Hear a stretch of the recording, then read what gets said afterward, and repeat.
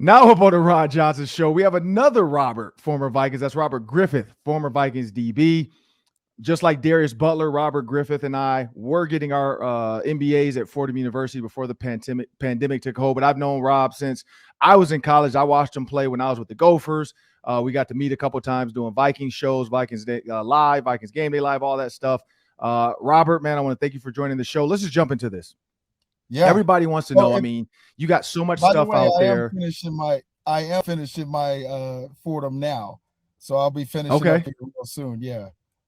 I'm very proud. I know. I kind of slowed it down. I haven't had time to like get back into it and get out there, but I know you got, I'm proud of you though. I'm trying to figure this out. But so Rob, when we look at this, Vikings memories, I mean, there's all kinds. There's some that people love to talk about and talk about on Twitter. Love Boat. We'll jump into that maybe. You got the 98 season. You got the Denny Greens. You got the Brian Billocks. You got Randy Moss. What's one of your favorite Vikings memories of you, when you were a player, just being around? Okay, so I want to clarify, I was not around on the team when all that Love Boat nonsense was happening. So just to clarify, I was in Cleveland or Arizona, one of the two, but I was not on the team. But I will go back. So my favorite Vikings, believe it or not, I hit it off with a lot of Ohio State guys. So I was number 24, Robert Smith, number 26, and then Scotty Graham was number 31. Yeah. And so I'm surrounded around these Buckeyes, and then Chris Carter, we had the same agent. And so I just remember having very intellectual conversations with both Robert and Scotty Graham. I actually babysitted Scotty Graham's kids on their date night. So I was single. He was married with a couple young kids. And so I would come in, his wife would make cookies for me, and I would watch TV while they go on a date and whatnot. So Scotty Graham is probably my favorite Viking, with a close second to Robert Smith, just because of the daily 10 hours a day with the same guys, just in intellectual conversations. And those are my dudes, man. So I'd probably say those two, Scotty Graham 1A, Robert Smith 1B. And I mean, you like you said, Chris Carter, Randy Moss, Jay Reed. What do you remember most about like that offense? Robert Smith, Randy Moss, Chris Carter. Like, what was an offensive memory where you're just like, man, that's crazy? Just our explosiveness, right? I don't know if we took 4 or 5 screens to the house in one year. I remember Robert Smith taking screens to the house, and just us being able to really strike from everywhere. Chris Carter converting on third downs. And then we had the 1-2 punch. Leroy Horde, Scotty Graham closed out games as bruisers. We just really had a little bit of everything. Believe it or not, Randall Cunningham at the time was able to move a little bit. I mean, he was not the 1990 Randall, but he, got a few first downs with his legs. And so I think we had a little bit of everything.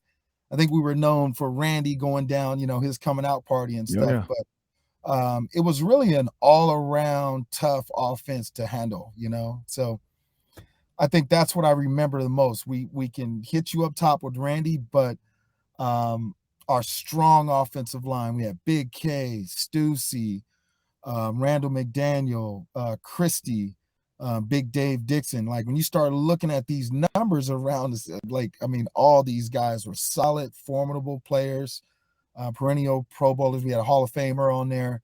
And then another Hall of Famer, essentially Randall, after Warren Moon, behind center. So, and then we had Dante, right? So it's just, I think it was much more of a solid, overall talented based offense that was built pretty good. And so looking at this new regime, you got Kevin O'Connell, Kwesi. You had before that, you had Mike Zimmer and Rick Spielman. And looking at just the head coaches, you're hearing guys like Eric Kendricks.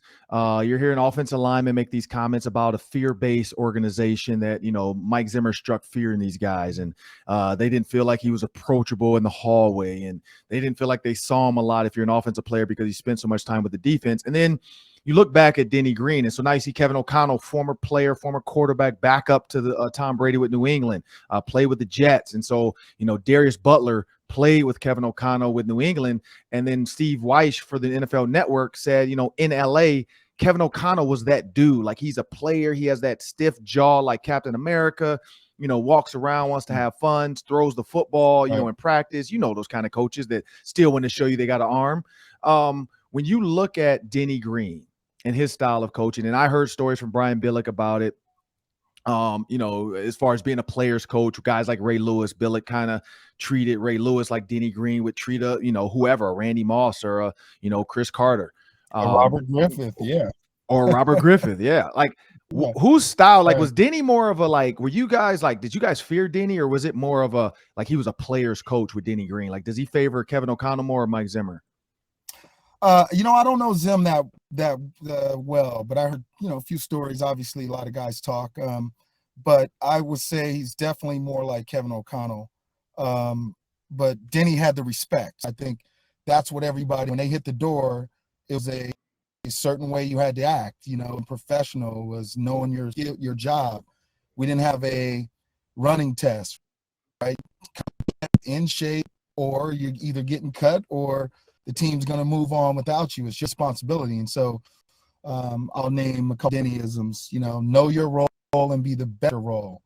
That's ingrained every player that's played for Denny. I can say it to whoever's on the phone. They'll go, oh, yeah, that's Denny. Because that's what it was about. So every man hold his water. That was another saying. So do your job, be the best at your job. And you played safety at a high level for a long time. Looking at Harrison Smith, looking at Lewis Cine, Vikings first-round draft pick, how can an old dog help the new pup out? And then what can the new pup bring to that secondary? Oh, man, a lot. When I saw that kid, I not saying I thought of myself, but I really thought about the skill set he has. These guys are a lot. So Harrison was 6'2", so these are taller than me. I'm 6 feet. They're 6'2", 200 pounds, 200 plus. But his skill set, he does just enough to be able to get better at everything and be an all-pro player. He can run like everybody, right? He's a 4.3 guy. And I think that's the big thing, is that he's coming in with this aggressive stuff. What he can learn, a couple of things. One, the game, right? Hashes are different. Feels just a little bit different the way you friend. I don't care how many RPO offenses they come into college, to knowing where to be and getting on the same page with Harrison on the little stuff. So the reason why I think I was able to play well for a long time is because I knew the regular defense. I mean, cover three is cover three.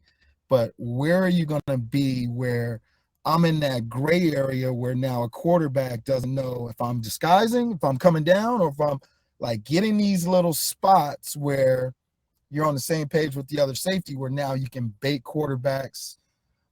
You can disguise so the nuances is what I'm saying. I know he can tackle. I know he can run.